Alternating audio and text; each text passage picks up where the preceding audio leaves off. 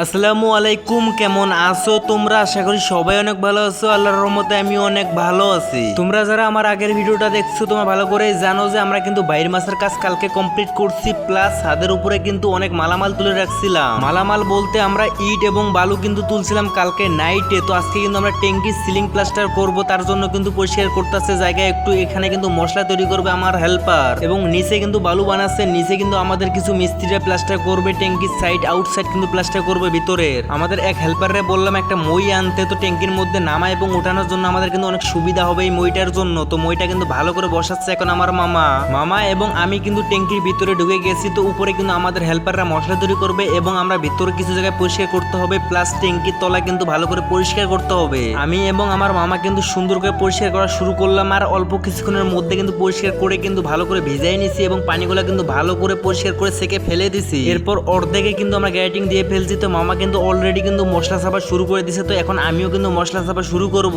তোমরা হয়তোবা অনেকেই জানতে চাইবে যে ভাই তোমাদের কি গরম লাগে না ট্যাঙ্কির ভিতরে? আসলে ভাই আমাদের ট্যাঙ্কিটা অনেক বড়, তো প্লাস দুইটা আবার ফুটাও আছে। তো একটার মধ্যে কিন্তু বাতাসটা একটার মধ্যে কিন্তু বের হয়ে যায় অটোমেটিক। যাই হোক, গরম যে একবারে লাগে না তা না, অল্প গরম লাগে, কিন্তু অন্য ট্যাঙ্কির থেকে কিন্তু এই ট্যাঙ্কির মধ্যে গরম খুবই কম লাগে। তো আমাদের কিন্তু অর্ধেক সিলিং কিন্তু প্লাস্টার করা কমপ্লিট হয়ে গেছে।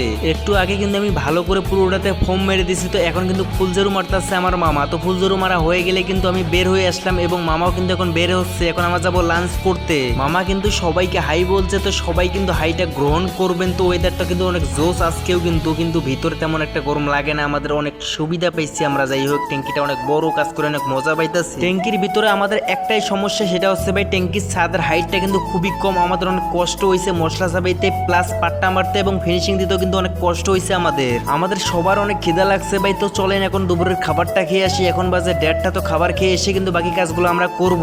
2000 years later.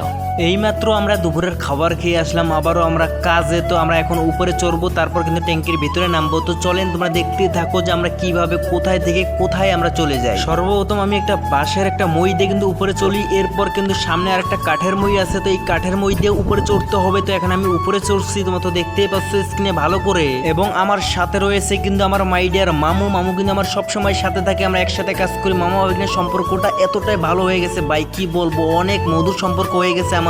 রবের কাছে একটাই চাওয়া, আমাদের এই সম্পর্কটা যেন কখনোই নষ্ট না হয়। কিন্তু আমার এই মামা কিন্তু আমার অরিজিনাল মামা না, এটা হচ্ছে আমার ফেক মামা। ট্যাঙ্কিতে নামার পর আমরা কাজ শুরু করি এবং আমাদের ট্যাঙ্কির পুরো প্লাস্টারটা কিন্তু আমরা কমপ্লিট করে ফেলি। ট্যাঙ্কির সিলিং কিন্তু প্লাস্টার করা কমপ্লিট, কিন্তু ফ্লোর এখনো কিন্তু বাকি রয়েছে। কালকে আমরা ফ্লোরটা কিন্তু প্রথমে বালু ভেঙে কিন্তু সুন্দর করে স্লোপ নেব, এরপর কিন্তু গ্যাটিং দিয়ে দিতে হবে আমাদেরকে ফ্লোরে। আর ট্যাঙ্কির যে ওয়ালগুলো আছে সেগুলো কিন্তু আমরা নিজেরাই প্লাস্টার করছি। এর আগে যখন আসছিলাম কাজে তখন কিন্তু প্লাস্টার করছি, এগুলো সম্ভবত 1.5 থেকে 2 মাস আগে করছি। তোমরা আগের যে ভিডিওগুলো আছে সেগুলো যদি তোমরা দেখো তাহলে হয়তো বা কোনো একটা ভিডিওতে তোমরা দেখতে পারবা যে এটার কিন্তু প্লাস্টার করছিলাম। একদিন ধুয়ে পড়ে গেছিল কিন্তু বৃষ্টির কারণে অর্ধেক, এরপর তারপরের দিন কিন্তু আবার করছিল আরেক মিস্ত্রি। যাই হোক, অবশেষে কিন্তু গর্ত থেকে বের হয়ে গেলাম। তো এখন আমরা নিচে যাব, গোসল করবো। ভাই শরীরের অবস্থা আর কি বলবো, পুরো 12টা বেজে গেছে ভাই, পুরো শরীর ব্যথা করতেছে, এমন একটা অবস্থা, ঠিক মতন দাঁড়াইতে পারিনি আমরা ট্যাঙ্কির ভিতরে। সব থেকে বেশি কষ্ট হয়েছে আমি যখন পাট্টা মারছিলাম তখন কিন্তু আমার অনেক কষ্ট হয়েছে ভাই, ঠিক মতন দাঁড়াইতে পারিনি, ঠিক মতন বইও মারা যায় না ভাই, হাঁটু বেলে তারপর কিন্তু পাট্টা মারছে,